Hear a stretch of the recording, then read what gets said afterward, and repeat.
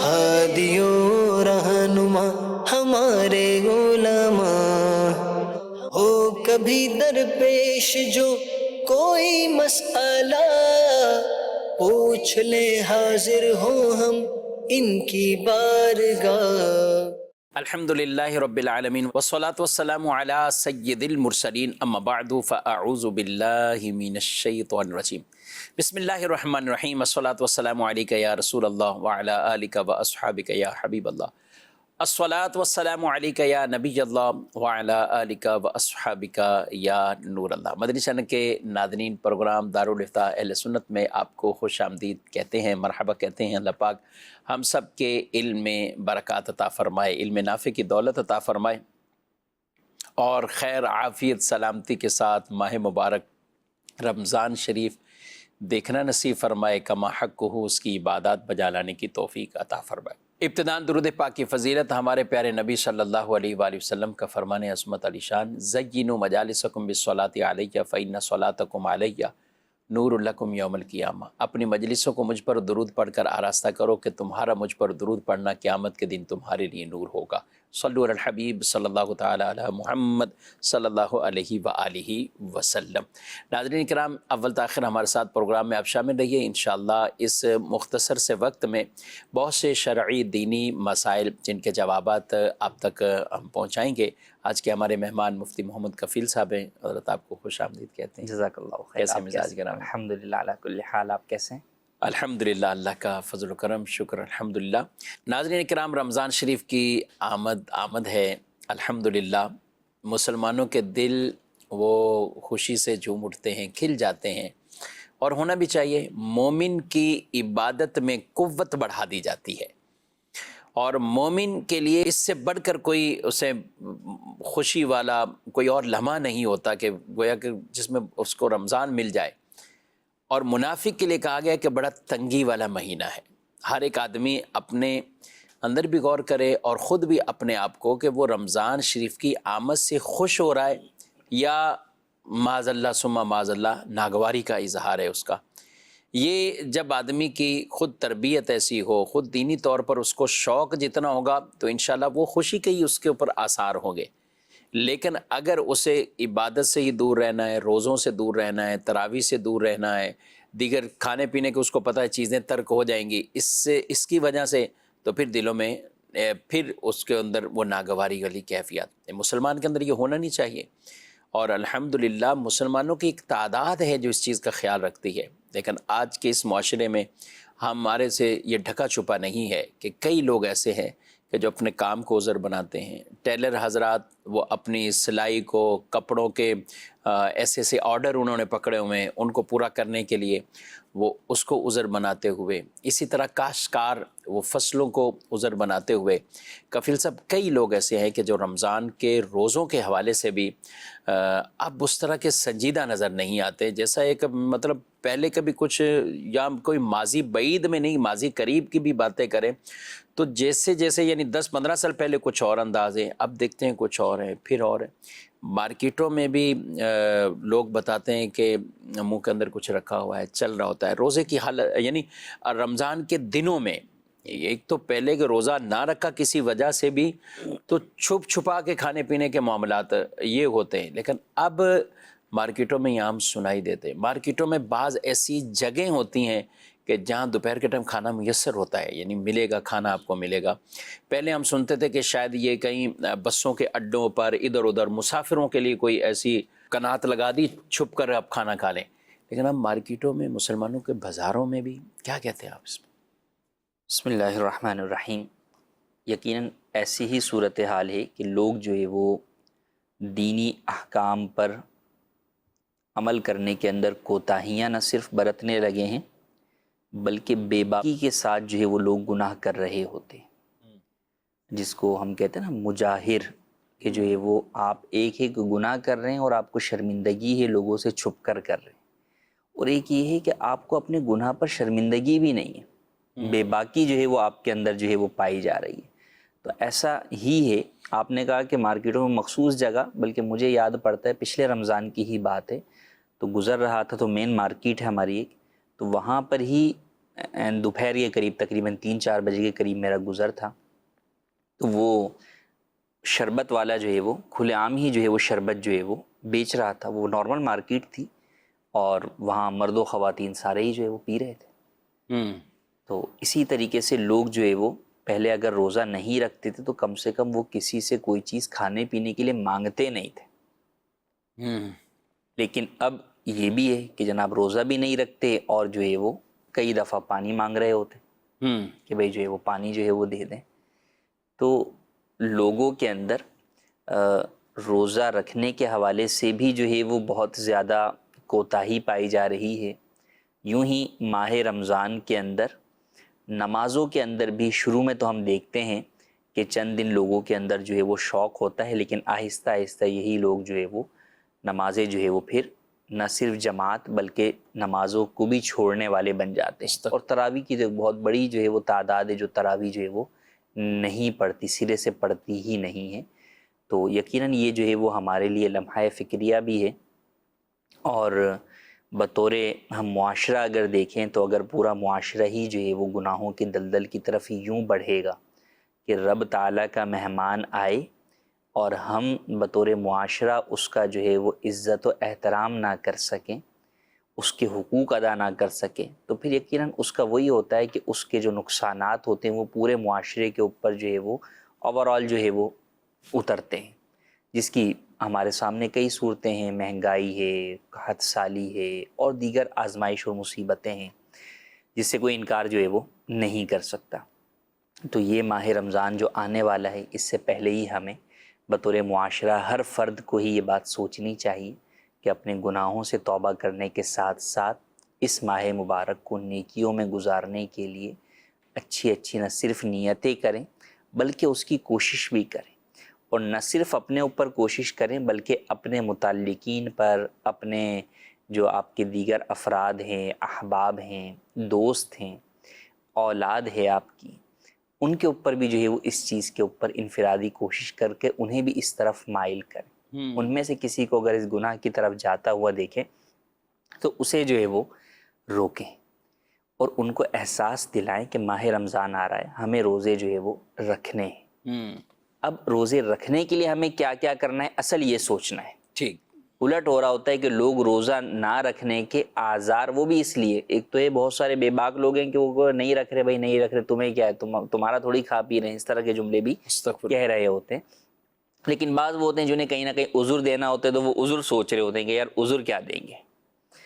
تو حالانکہ ہونا یہ چاہیے کہ ہم ان چیزوں کو جو ہمارے روزے میں رکاوٹ بن سکتی ہیں انہیں دور کرنے کی کوشش کریں. جیسے کئی وہ افراد ہیں جیسے ڈائبٹک کے پیشنٹ ہیں یا جو ہے وہ پریگننٹ خواتین ہیں یا اور دیگر امراض میں مبتلا افراد ہیں، انہیں یہ نہیں سوچنا شروع کر دینا چاہیے کہ ہم تو بیمار ہیں، ہم روزے کیسے رکھیں گے، بلکہ انہیں یہ چاہیے کہ وہ اپنے طبیب اور ڈاکٹر سے یہ پوچھنا شروع کریں کہ ہمیں روزے رکھنے ہیں، آپ بتائیں اب ہم کیسے رکھیں، کیسے آپ ہماری ادویات میں ایسی چیزیں کریں کہ جس کے ذریعے سے کریں. میں نے چونکہ اس کے مطابق اپنے والد محترم میرے کمزور تھے تو میں نے ان کو ابو کو یہی کہا بھی، میں نے کہا آپ ڈاکٹر کے پاس جا رہے ہیں اپنے اس کے لیے تو آپ ان سے یہی کہیے گا کہ بھئی اب میری ادویات میں آپ ایسی چیزیں مجھے بتانا شروع کر دیں شعبان سے ہی کہ میں روزے جو ہے وہ رکھ سکوں. ماشاءاللہ.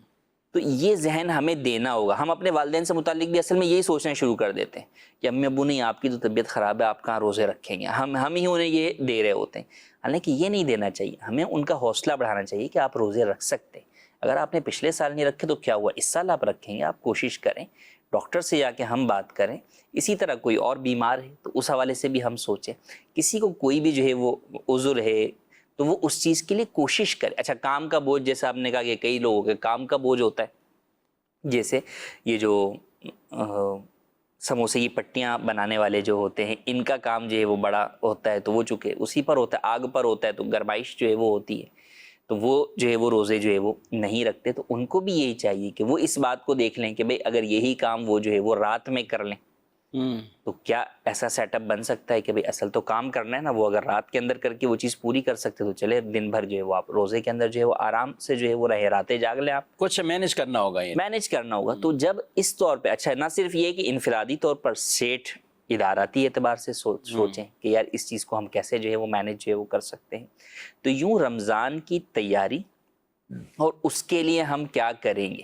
اور دیکھیں اس کی مثال ہمارے سامنے گزشتہ سالوں میں گزر چکی کہ جب کووڈ-19 آیا تھا تو کئی لوگوں کو جب دکانیں بند ہوتی تھیں دن میں تو لوگ چھپ چھپا کر جو ہے وہ کوئی شٹر بند کر کے راتوں میں بھی کام کرتے تھے. یار کمانا تو ہے نا بھائی, پیٹ تو پالنا ہے نا. تو اس کا مطلب کیا ہوا کہ جب ہم جو ہے وہ لوگوں کی وجہ سے اپنے امور میں جو ہے وہ تبدیلی لا سکتے ہیں تو اللہ پاک کی وجہ سے کیوں نہیں لا سکتے؟ بالکل آنی چاہیے. تو ہمیں اس چیز کی طرف بڑھنا چاہیے کہ بھائی یہ کام اب اس طرح نہیں, اس طریقے سے ہوگا. اور کچھ لوگ شاید اپنا کام ویسے بھی بچاتے بچاتے اکٹھا کر رہے ہوتے ہیں رمضان کے لیے. جی یعنی ایک تو وہ کہ ہمیں حتی امکان اپنے آپ کو فارغ کرنا ہے, جی کچھ وہ کہ جو کچھ بچا کے بھی رکھ رہے ہیں آگے ہی کچھ کر رہے ہیں. حالانکہ ہم ان کے کسی بھی شعبے میں ایک ٹیلر کو جانتا ہوں ماشاءاللہ, روزے میں بھی اور یہ سب معاملات میں بھی ان کا یہ انداز لوگوں کو پتہ ہے کہ یہ بندہ رمضان سے پہلے اس کو اس سے کپڑے سلوانے یا اس کے تحت جو بھی کاریگر ہیں تو شعبان میں کروا لو اس سے کام, اس سے شعبان میں لے لو بھائی. وہ آج خود بھی کوشش کر کے اپنے کاریگروں کو بھی بھلے نائٹیں لگوا رہے ہیں, شعبان میں کر رہے ہوتے ہیں کہ مجھے اپنا ٹارگٹ پورا کرنا ہے شعبان میں, یہ پورا کر کے تاکہ ان چیزوں میں میرے خلل نہ آئے, یہ آگے رمضان کے ان معاملات میں خلل نہ آئے. تو جو کرنا چاہتا ہے اللہ پاک اس کے لیے راستہ بھی پیدا فرماتا ہے, اس کو ایسے جذبات مل جاتے ہیں. مہنگائی ہوتی ہے تو آدمی سوچتا ہے نا کہ میرے پاس یہ ٹائم بچا ہوا ہے تو میں اس میں کچھ کر لوں, 4 پیسے کما لوں. آج کل تو لوگوں نے یہی فارمولا اپنایا ہوا ہے کہ بھائی کتنا مہنگائی کو کہیں گے, اگر سیلری وہی 30-40 پہ ہے تو پھر آپ مہنگائی کو جتنا بھی کوستے رہیں آپ کا کام تو حل ہونا نہیں. اپنی کام میں کچھ ایسا اور کام ایڈ کر لیں کہ آپ کی سیلری کچھ بڑھ جائے یا کوئی اور آمدنی کا ذریعہ آپ کے پاس ہو جائے تاکہ آپ یہ مہنگائی والے معاملات مینیج کر لیں. تو ہم سب ظاہر ہے منہ سے ہی کھاتے ہیں اور سمجھتے بھی ہیں, تو لیکن جب دینی معاملات ہوتے ہیں تو ہم یہ عذر وہ سامنے رکھتے ہیں. تو یہ عذر مت بنائیے. کہا جاتا ہے نا کہ نماز کو یہ نہ کہیں مجھے کام ہے, کام کو کہیں کہ مجھے نماز پڑھنی, کام کو کہیں مجھے نماز پڑھنی. اللہ توفیق بھی دے گا اور اللہ ہمت بھی دے گا. بڑے بڑے محنت والے ہم نے آدمیوں کو دیکھا ہے واقعی, وہ روزے کی حالت میں, مجھے تو ایک ضعیف آدمی کفیل صاحب کبھی بھی نہیں بھولتے. ہماری مسجد تعمیر ہو رہی تھی اور آج سے میں یعنی ابھی تو پھر بھی موسم کے اندر وہ حرارت نہیں ہے, ابھی گرمی کی وہ شدت نہیں ہے, اللہ عافیت سلامتی والا معاملہ فرمائے. لیکن آج سے تھوڑا سا 8 سال پیچھے چلے جائیں تو وہ جو رمضان شریف تھا وہ جون میں تھا یا مئی میں, اور جون اور مئی میں اس طرح رمضان شریف. اب اس وقت کی کیسی گرمی ہے, مسجد زیر تعمیر ہے اور وہ اوپر جو ہے وہ ایک تو شٹرنگ ہوتی ہے, ایک وہ ویسے ہی جو باہر سے بلڈنگوں کو پلستر کر رہے ہوتے ہیں اس پہ, یعنی باہر بالکل تپتی ہوئی دھوپ پر, اور وہ بھی اوپر. میں اس کی سفید بال تھے, ایک میں نے بلیک بال نہیں دیکھا میں نے اس بندے کا. ظہر کی نماز کے لیے جب میں جا رہا ہوتا ہوں نا تو وہ اتر رہے ہوتے تھے, یعنی اترنا بھی آسان نہیں تھا وہاں پہ. اور نماز پڑھی, نماز پڑھ کے پھر اسی طرف ایک مرتبہ سے نماز پڑھ کے میں بھی نکلا تھا. میں نے بابا جی آپ تو اب ماشاءاللہ روزہ بھی رکھتے ہیں اور یہ کام ہے. بولے یہ میری دنیا بنا رہا ہے, یہ میری آخرت بنائے گا, اللہ ہمت دیتا ہے. اور بس یہ ایک ہی جملہ کہا انہوں نے, اللہ پاک ان کو عزت سلامتی دے. اور یعنی اتنا مجھے ان پہ اس حوالے سے پیار آیا کہ یار اس بندے کو اپنے رب سے کتنا پیار ہے. یعنی ایسی محنت والا کام نہیں ہے لیکن روزہ بھی ہے اور نماز بھی نہیں جا رہی. ہم دوسروں کو دیکھ کر جو ہے وہ اپنے اندر نیکی کا جذبہ بیدار کریں کہ جب یہ بوڑھا شخص روزے رکھ سکتا ہے تو میں جوان کیوں نہیں رکھ سکتا. صحیح.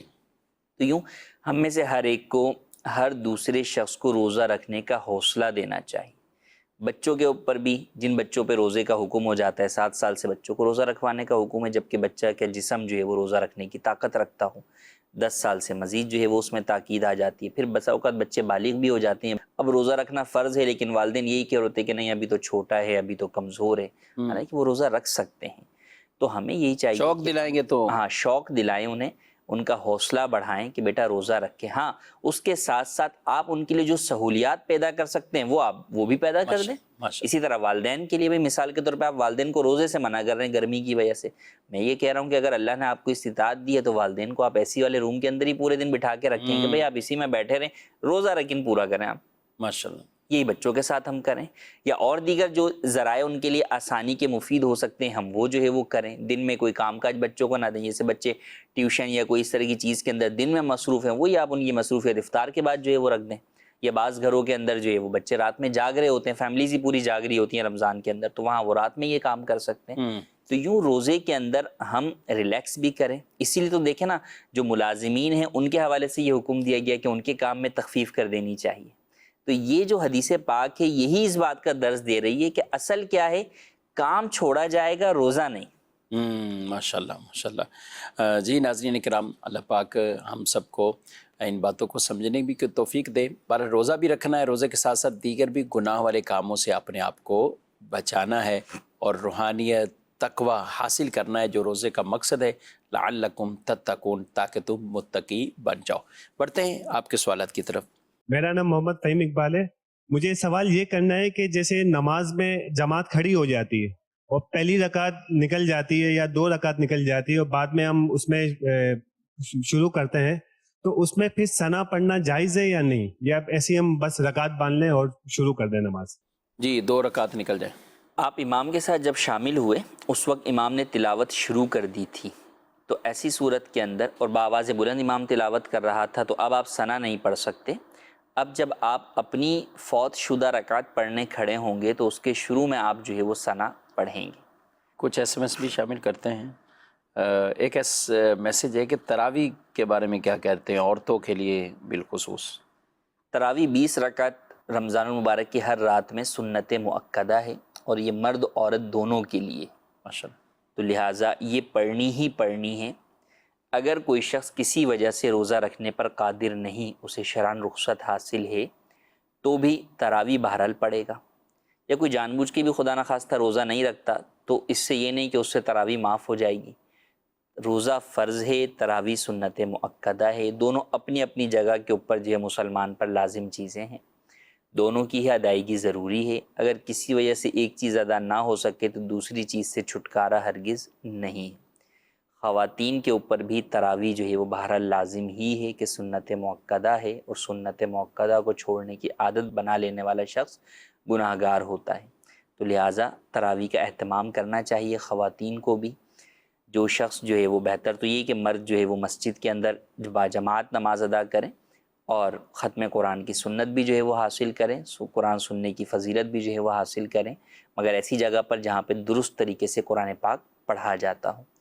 اور جو خواتین ہیں وہ گھر کے اندر پڑھیں گی تو گھر میں جماعت کے ساتھ نہیں پڑھیں گی، اپنی علیحدہ پڑھیں، اور اس میں اگر کوئی حافظہ ہے تو اپنا قرآن پڑھ لے، حافظہ نہیں ہے تو آپ جو ہے وہ جو قرآن کریم کی آخری 10 صورتیں ہیں، الم تر کیف، سورہ فیل سے لے کے سورہ ناس تک، یہ 10 صورتیں 2 کر کے جو ہے 2 رکعت کے اندر جو ہے وہ آپ پڑھتی رہیں گی، اور اسی کو پھر دوبارہ ڈبل کر لیں گے تو یوں 20 رکعت کے اندر یہ آپ کی ہو جائے گی۔ بالفرض کسی کو یہ بھی صورتیں نہیں آتی، صرف سورہ اخلاص ہی آتی ہے کیونکہ وہ نماز تو پڑھتی ہوگی، تو وہ سورہ فاتحہ اور سورہ اخلاص کے ساتھ بھی اپنی 20 رکعت تراویح ادا کر سکتی ہے، اور یہ ادا کرنا بہرحال ضروری ہی ہے۔ ٹھیک ہے، بہت اہم بات آپ نے کہی کہ یہ تو راتوں میں، یعنی کسی وجہ سے اگر عذر کی وجہ سے روزہ نہیں بھی رکھ رہے، تراویح پھر بھی اس کو، تراویح پھر بھی جو ہے وہ بعض لوگ تو یہ کہتے ہیں یار ہم روزہ نہیں رکھ لے، کیوں؟ بولے تراویح نہیں پڑھتے۔ جی اچھا، کچھ روزہ رکھنے والوں کو کہتے ہیں تم روزہ تو رکھ رہے ہو، تراویح نہیں پڑھ رہے، تو تمہارا روزہ رکھنے کا کیا فائدہ، نہ تمہارا ہوگا۔ تو ایک دوسرے پر یہ یوں عبادت موقوف نہیں ہے کہ اب جو روزہ نہیں رکھے گا تو وہ تراویح نہیں پڑھے گا، جو تراویح نہیں پڑھے گا تو اس کا روزہ نہیں ہوگا، ایسا نہیں ہے۔ البتہ چونکہ یہ عبادات ہیں، ایمان کے ساتھ، نیکی کے ساتھ جو راتوں کو قیام کرے گا، سبحان اللہ، اللہ پاک اس کے گناہوں کو معاف فرمائے گا۔ ایک ایک سجدے پر 1500 نیکیاں اسے نصیب ہوتی ہیں۔ اور تراویح میں تو خاص طور پر قرآن پاک مساجد کے اندر جو مرد حضرات ان سے بات کر رہا ہوں کہ آپ مساجد میں ہی جائیں، قرآن پاک کی تلاوت، ویسے پورا سال کہاں قرآن اس طرح سنا جاتا ہے اور پڑھا جاتا ہے، رمضان شریف میں ہی بطور خاص اہتمام ہوتا ہے۔ آپ ہم باہر کھڑے رہتے ہیں تو گھنٹوں بعض اوقات کھڑے رہیں، کھیلنے والے بچوں کو دیکھا ہوتا، نوجوان بچے، اتوار ہے تو انہوں نے کھیلنا ہے، اور کتنا کھیلیں گے، یا اتوار کی نائٹ کتنا وہ کھیلنے میں وہ لگا دیتے ہیں، لیکن نہیں تھکیں گے، تھک بھی رہے ہوں گے تو وہ کھڑے رہیں گے، بس ٹھیک ہے کھیلتے رہیں گے۔ لیکن تراویح کے اندر اچھے اچھے نوجوان بھی وہ پیچھے بیٹھ جاتے ہیں، کہتے ہیں ہم تھک جاتے ہیں اس لیے ہم کھڑے نہیں ہو رہے. یہ منافقانہ علامت ہے. جی ہاں، منافقین کی ایک بری صفت قرآن نے بیان کی، وَإِذَا قَامُوا إِلَى الصَّلَاةِ قَامُوا كُسَالَىٰ. جب نماز کے لیے وہ کھڑے ہوتے ہیں تو سستی کاہلی کے ساتھ کھڑے ہوتے ہیں. تو اس لیے یہ سستی کاہلی اس میں نہیں ہونی چاہیے. جیسے ہی امام اللہ اکبر کہے انہی کے ساتھ ہی آپ بھی تکبیر تحریمہ کہتے ہوئے نماز کو شروع کریں. اور جو ہماری بہنیں ہیں، آپ گھر کے اندر ظاہر ہے کام کاج کی وجہ سے کچھ تھکن مشقت والے معاملات ہوتے ہیں، اللہ آپ کو بھی سلامتی عطا فرمائے، لیکن آپ بھی کام کو مینیج اگر کر لیں گے تو یہ سحری کا ٹائم جب ختم ہوتا ہے نا تو تراویح کی نماز اس وقت تک پڑھی جا سکتی. کفیل صاحب رات میں کچھ پڑھ لیں، اس طرح سحری میں اٹھ کے اگر بہنیں خواتین پڑھتی ہیں تو کیا کہیں گے؟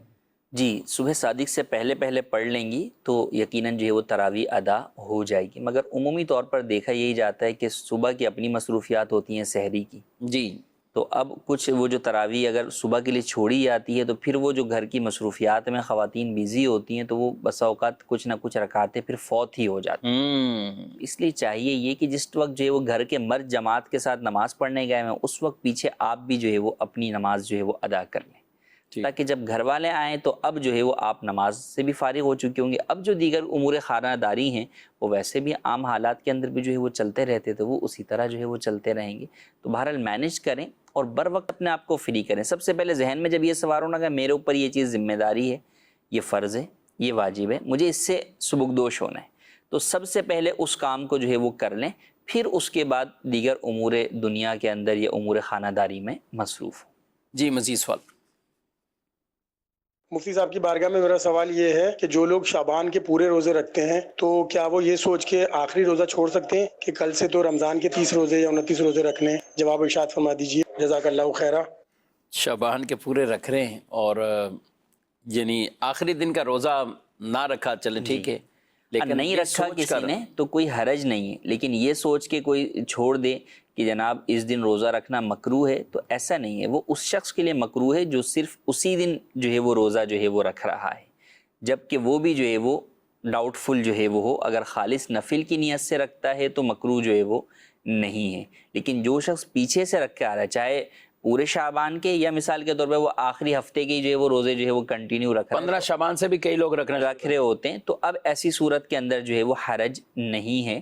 وہ رکھ بھی سکتا ہے اور نہ رکھنا چاہے تو بھی جو ہے وہ منع نہیں ہے. ہاں جس کو یہ ہے کہ میں اتنے پورے شعبان کے روزے رکھ رہا ہوں، اس کی وجہ سے مجھے کمزوری ہو جائے گی کہ رمضان کے روزے رکھنا دشوار ہو جائے گا، تو اب اس کے لیے حکم یہ ہوگا کہ وہ اپنے آپ کو گیپ دے شعبان کے روزوں میں، کہ نفلی روزے ہیں نہیں رکھے گا تو کوئی گناہ نہیں ہے، اور جو ہے وہ اپنے آپ کو فرض روزوں کے لیے تیار کرے. جی مزید سوال. میرا سوال تھا مفتی صاحب سے کہ جو لوگ شہد کا کاروبار کرتے ہیں تو کیا اس پہ زکوٰۃ دینا ضروری ہے؟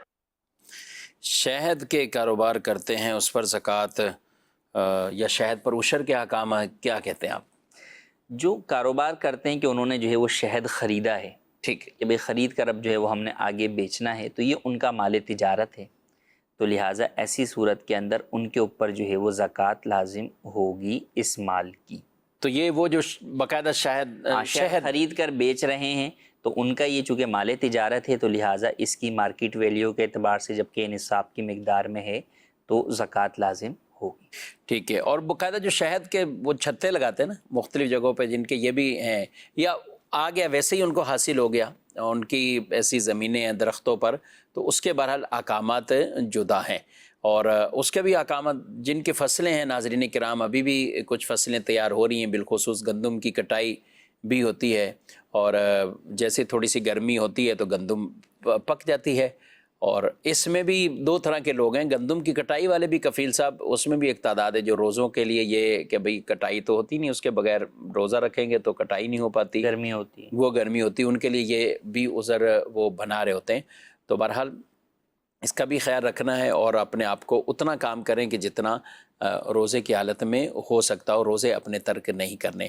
تو عشر کے لیے بھی اپنے آپ کو تیار کرنا ہے. عشر صرف یہ گندم یا کوئی خاص فصلیں نہیں ہیں، بلکہ سال میں جتنی بار بھی آپ کی فصل اتر، آپ کی زمین سے جو بھی جو ہے وہ پیداوار ہے، آپ نے پیداوار کی غرض سے ہی جو ہے وہ اس کے اندر جو ہے وہ چیزیں بوئی ہیں، اب اس سے جو پیداوار آپ کو حاصل ہو رہی ہے تو بہرحال اس کے اوپر عشر ہوگا. اب آپ کی مثال زمین ہے، اس کے اندر جو ہے وہ آپ نے درخت لگائے ہیں، انہی درختوں کے اوپر جو ہے وہ شہد کا چھتا لگا ہے، تو اب اس سے آپ نے جو شہد حاصل کیا، اس شہد کے اوپر بھی عشر دینا لازم ہوگا۔ تو جو بھی اس طرح زمین کی پیداوار ہے تو ان چیزوں کو بھی ہمیں ضرور دیکھنا ہے کہ جو آپ کو یہ اللہ کی خاص فضل ہے، رحمت ہے کہ اللہ نے آپ کو عطا فرما دیا، تو اس پر بھی جو اس کی زکاتیں ہیں اس کو بھی ہم نے ادا کرنا ہے۔ اپنی زکوٰۃ ہے، فطرات ہے، صدقات ہے، عطیات ہے۔ ناظرین کرام، دعوت اسلامی کا ساتھ ضرور دیجیے۔ دعوت اسلامی آپ کے انہی مالی تعاون سے ہی دینی کام مزید آگے بڑھا رہی ہے۔ آپ جانتے ہیں اب تو الیکٹرانک مبلغ آپ کے پاس یعنی مدنی چینل ہے، آپ اس کے ذریعے سے دیکھتے ہیں، سوشل میڈیا کے ذریعے سے آپ دیکھتے ہیں کہ دعوت اسلامی کہاں سے کہاں پہنچ گئی الحمدللہ، اور اس میں یقیناً مالدار لوگوں کا، یقیناً عطیات دینے والوں کا، مالی تعاون کرنے والوں کا یہ بہت بڑا حصہ ہے، اور اللہ پاک جنہیں مال سے نوازتا ہے، دیتا ہے، پھر انہی سے تو یہ ارشاد فرماتا ہے وَمِمَّا رَزَقْنَاهُمْ يُنْفِقُونَ، اور ہمارے دیے ہوئے میں سے وہ اللہ کی راہ میں خرچ کرتے ہیں، یعنی اللہ نہیں دیا ہے، اب اللہ نہیں دیا ہے تو اللہ کی راہ میں خرچ کیجئے، جب اللہ کی راہ میں خرچ کریں گے تو یہ کم نہیں ہوگا، اس پر بشارتیں ہی بشارتیں، اللہ اس کو بڑھائے گا، اللہ اس کو بڑھائے گا، اور جو اللہ کی راہ میں دیتے ہیں اللہ اس کا بدل بھی عطا فرمائے گا۔ وَمَا أَنفَقْتُم مِّن شَيْءٍ فَهُوَ يُخْلِفُهُ، کوئی بھی شے تم خرچ کرو اللہ اس کا بدل دے گا، وہ بدل دنیا میں بھی عطا فرمائے گا، آخرت تو انعامات اور ثواب عطا فرمائے گا ہی فرمائے گا، دنیا میں بھی اس کا بدل عطا فرمائے گا۔ خوش دلی کے ساتھ اللہ کی راہ میں خرچ بھی کرتے رہیں اور یہ برکات بھی حاصل کرتے رہیں۔ مزید سوال؟ میرا مفتی صاحب سے یہ سوال ہے کہ مسئلہ ہے کہ عشر میں اخراجات وغیرہ نکالے بغیر عشر ادا کیا جائے گا۔ پوچھنا یہ ہے کہ بعض اخراجات وہ ہوتے ہیں جو میں کٹائی سے پہلے پیش آتے ہیں اور بعض وہ جو کٹائی کے بعد، تو کیا عشر ان دونوں کو نکالے بغیر دیا جائے گا؟ ان دونوں اخراجات نہیں نکالے جائیں گے یا بعد والے اخراجات جو ہمیں پیش آئیں گے وہ نکال کر عشر ادا کیا جائے گا؟ جی، انہوں نے دو قسمیں کی ہیں اخراجات کی، اور اس سے بھی زیادہ کریں تو لوگ بعد کا بیج سے ہی شروع ہوتے ہیں کہ بیج اتنے کا تھا، پانی اتنے کا تھا، یہ چیزیں، تو اوورآل اخراجات پہ کیا کہیں گے آپ؟ جی، تمام اخراجات نکالے بغیر ہی جو ہے وہ عشر کی ادائیگی ہوگی، اچھا، چاہے وہ فصل حاصل ہونے سے پہلے کے ہیں یا فصل حاصل ہونے کے بعد کے ہیں، ٹھیک، بہرحال جو ہے وہ عشر جو ہے وہ اوورآل یہ سب سے پہلے عشر کی ادائیگی ہوگی کل مال میں سے، پھر آپ جو ہے وہ اپنے اخراجات نکال کر آپ نفع کو کیلکولیٹ کریں۔ سمجھیں کہ جس طرح آپ اخراجات کو کہہ رہے ہیں نا کہ بھئی اخراجات نکالنے، تو یہ بھی ایک خرچ ہے جو آپ نے نکالنا ہے عشر، تو یہ سب سے پہلے ہی نکلے گا۔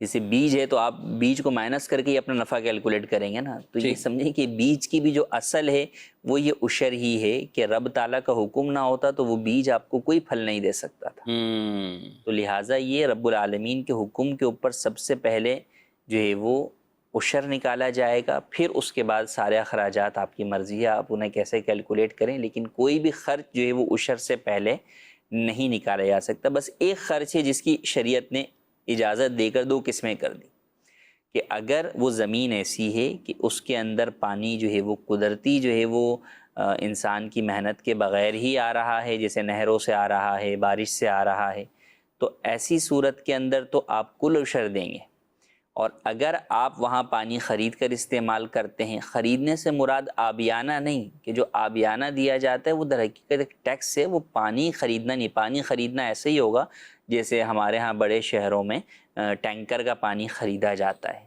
ورنہ تو جو ہمارے ہاں بھی واٹر کی لائن آتی ہے اس کا تو بل جاتا ہے، لیکن وہ پانی خریداری کا بل نہیں ہے، وہ ایک ٹیکس ہے، بس نارمل ٹیکس ہے، تو وہی آبیانہ ہوتا ہے، تو آبیانے کی وجہ سے عشر میں کمی نہیں آئے گی، عشر پورا ہی رہے گا۔ ہاں، کوئی ٹیوب ویل جو ہے وہ لگاتا ہے، اس کے ذریعے سے جو ہے وہ اپنی فصلوں میں پانی استعمال کر رہا ہے، تو اب یہاں پہ شریعت نے جو ہے وہ اس کا عشر کم کر دیا، نصف عشر کر دیا، تو لہٰذا ایسی صورت کے اندر جو ہے وہ جب نصف عشر ہو گیا تو گویا کہ خود ہی اس کا یہ والا خرچہ جو ہے وہ شریعت نے ایکسیپٹ کر لیا کہ اس کا جو ہے وہ عشر کم کر دیا، لیکن بس عشر کم ہوگا، اب بھی یہ نہیں ہوگا کہ آپ جو ہے وہ ٹیوب ویل کی ساری جو ہے نا اخراجات مائنس کریں اور پھر نصف عشر دیں، نہیں، اب بھی ٹوٹل کے اوپر ہی نصف عشر کی ادائیگی لازم ہو۔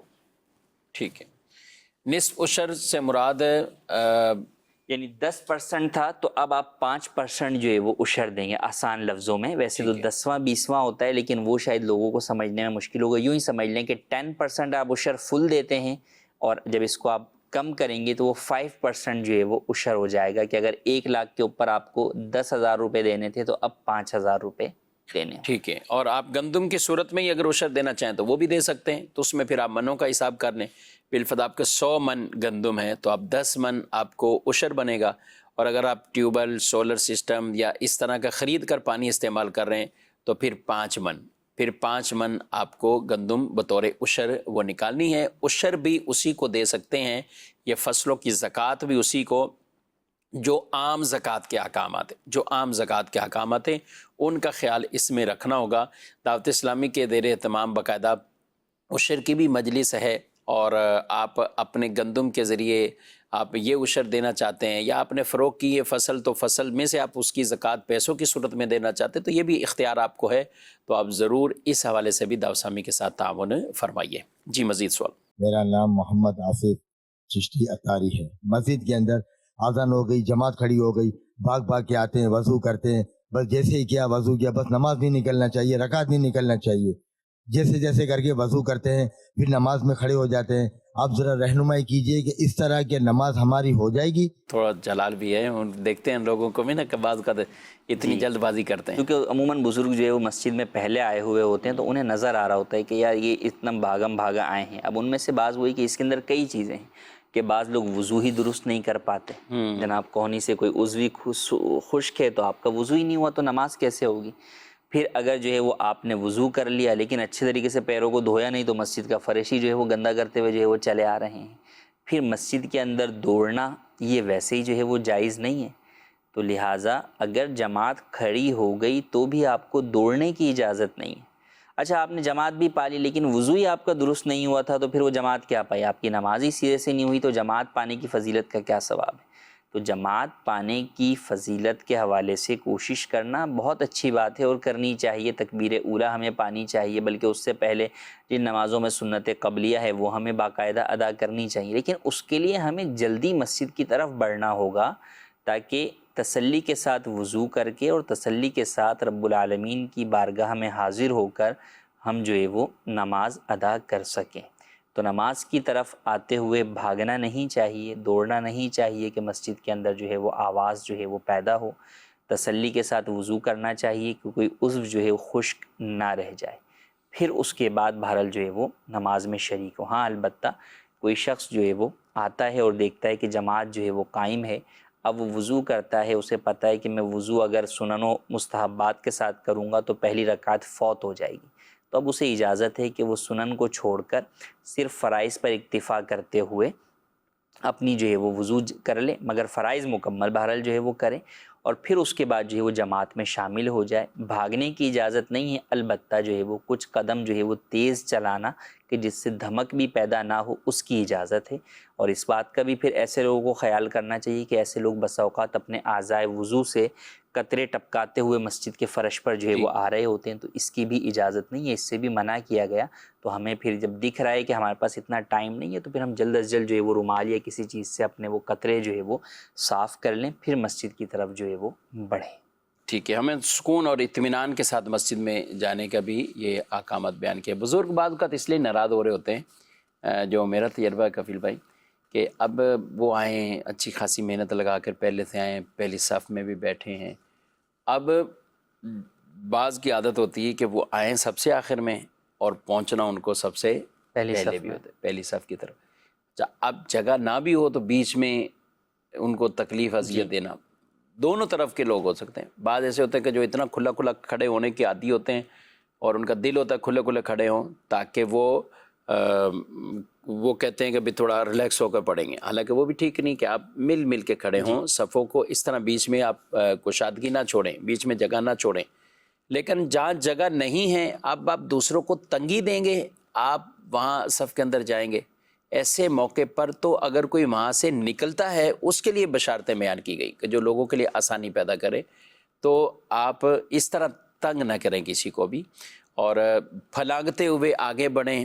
جب اتنے نمازی بیٹھے ہیں، 4-5 صفیں بیٹھی ہوئی ہیں، تو اب آپ بعد میں ہیں تو آپ کا یہ حق نہیں بنتا کہ آپ لوگوں کو پھلانگ کر جائیں آگے۔ ہاں کسی صف میں جگہ خالی ہے اور اگلے لوگ اس کو پورا ہی نہیں کر رہے، لیکن وہ تبھی کریں گے نا جب اقامت ہوگی، ابھی اقامت نہیں ہوئی، سب انتظار میں کھڑے ہیں، تو اب مناسب نہیں ہے کہ آپ کسی پر بھی اس طرح پھلانگتے ہوئے آپ پہلی صف کے اندر پہنچے۔ ان چیزوں کا خیال رکھیں اور بزرگوں کو بالخصوص ان کے بھی ہمیں خیال رکھنا ہے. رمضان میں دونوں طرح کی بعض مسجدوں میں لڑائیاں چھڑ جاتی ہیں یعنی، اور ان کو بھی اچھا یوں کہہ کہ جو پکے نمازی ہوتے ہیں پہلے کے ہوتے ہیں تو وہ بھی کم نہیں ہوتے بعض اوقات نا، وہ تو بعض ایسی تیکھی باتیں کر جاتے ہیں. تم آگے ہو بس رمضانی طور پر، رمضانی بھی کہہ دیتے ہیں ان کو، تو آپ بس آگے پتہ ہے ہمیں تم کتنے ہو، 5 دن رہو گے 4 دن رہو گے. ایسے نمازیوں کو کہوں گا تو آپ ان کا استقبال کریں، ان کو اپنے ساتھ ملا لیں، پکا نمازی بنا لیں آپ ان کو، ان کے ساتھ تھوڑا آسن انداز سے، پیار سے، محبت سے، تاکہ وہ بھی نمازی بن جائیں. وہ بھی خیال رکھیں، اور جو آئے ہیں رمضان میں خوش آمدید، اللہ کرے استقامت مل جائے. تو آپ اپنے بزرگوں کا بھی مسجدوں میں خیال رکھیں، دونوں ایک دوسرے کا خیال رکھیں گے تو انشاءاللہ اس کی برکات نصیب ہوں گی اور لڑائی جھگڑے حتی الامکان کم ہوں گے. رمضان صبر کا مہینہ ہے، مواخات کا مہینہ ہے، آپس میں پیار محبت کا مہینہ ہے، یہ لڑائی جھگڑے کا مہینہ نہیں ہے. اس کو بطور خاص جھگڑے سے معروف کر دینا افسوس والی بات ہے. افسوس والی بات ہے کہ کئی جگہوں پہ ایسا لگتا ہے کہ جھگڑوں کا ریشو بہت بڑھ رہا ہے، گھروں میں ہو یا مارکیٹوں میں ہو، اور مساجد میں بھی لوگ اس چیز سے باز نہیں آتے. کوئی تھوڑی سی بھی بات ہو وہ فوراً جھگڑا شروع، ایک آواز سی پھیل جاتی ہے. ہمیں ان چیزوں کا بہرحال خیال رکھنا ہے اور ان چیزوں سے اپنے آپ کو بچانا ہے. جی، روزے کی حالت میں اگر کوئی شخص بے ہوش ہو جائے کمزوری کی وجہ سے یا کسی اور وجہ سے، کیا اس کا روزہ ہو جائے گا؟ جی، بے ہوش ہونے سے روزہ جو ہے وہ نہیں ٹوٹتا. گرمی کی وجہ سے ہوتا ہے تو اس کو گرمی سے ہٹا کے جو ہے وہ آپ ٹھنڈی جگہ پہ لے آئیں، اس کے سر پر یا پٹی چہرے پر جو ہے وہ اس کے ٹھنڈی پٹیاں جو ہے وہ رکھ دیں. تو مختلف ذرائع جو ہے وہ ہو سکتے ہیں. تو بہرحال روزہ فوراً توڑوانے والی صورت نہیں کرنی چاہیے، پہلے دیکھ لیا جائے کہ ہر چیز کا یہی نہیں ہوتا نتیجہ کہ جناب پانی پلا کر ہی جو ہے وہ آپ روزہ توڑوا دیں. کئی لوگ ایسا کر رہے ہوتے ہیں، بس اوقات مارکیٹ میں جب ایسا کہیں ہوتا ہے اور پھر یا گھروں میں بھی ہوتا ہے کہ بھائی سب سے پہلے اس کے منہ میں بوتل ہی جو ہے نا وہ پانی کی لا کے، تو ایسا نہیں کرنا چاہیے. ہو سکتا ہے کہ وہی بعد میں ناراض ہو کہ یار یہ آپ نے میرے ساتھ کیا جو ہے وہ کیا ہے. روڈ ایکسیڈنٹ میں بھی ایسا ہوتا ہے، ایسا جو ہے وہ ہوتا ہے. تو لہٰذا اس بات کا خیال رکھیں کہ رمضان کا مہینہ ہے، روزے سے ہے، سامنے والا مسلمان ہے، تو آپ اس کا روزہ توڑوانے میں جلدی نہ کریں. ہاں کوئی واقعی بہت سیریس کنڈیشن ہو جائے کہ اب ڈاکٹرز بھی کہیں کہ بھائی اس کے علاوہ کوئی اور حل نہیں ہے، جان پہ بن رہی ہے اس کی، تو وہ ایک الگ صورت ہے کہ اس صورت میں روزہ توڑنے کی اجازت ہو سکتی ہے. تو بہرحال صرف کوئی شخص بے ہوش ہوا اور ہوش میں آ گیا، اس دوران اس نے کچھ کھایا پیا جو ہے وہ نہیں ہے، تو اس سے اس کا روزہ نہیں ٹوٹے گا. کتنی دیر مزید آگے ہوش میں، یعنی اگر کوئی بے ہوش ہی ہو گیا ٹھیک ہے تو اس کا یہ میں افطار کا وقت بھی گزر گیا، اب رات تو میں بھی بے ہوش ہونے سے فقط روزے پر اس کے کوئی فرق نہیں پڑے یعنی گا. غروب آفتاب ہوا اس کا روزہ پورا ہو گیا. ہاں اس کا روزہ جو ہے وہ پورا جو ہے وہ ہو گیا. اب جو ہے وہ جب بھی اب اس وقت اگر کوئی چیز کھلانا پلانا چاہیں تو وہ کھلائی پلائی جا سکتی. صحیح. جی ناظرین کرام، پروگرام ملاحظہ کیا، اللہ پاک ہم سب کے علم میں برکتیں دے اور اپنے آپ کو رمضان شریف کے لیے تیار بھی کیجیے. اللہ پاک ہم سب کو نیک اعمال کرنے کی توفیق عطا فرمائے. رمضان شریف کا کما حق ہو، استقبال بھی اور احترام بھی ہم سب کو نصیب فرمائے. آمین بجاہ النبی الامین صلی اللہ علیہ وسلم. ہادیوں رہنما ہمارے علماء ہو کبھی درپیش جو کوئی مسئلہ پوچھ لے حاضر ہوں ہم ان کی بارگاہ.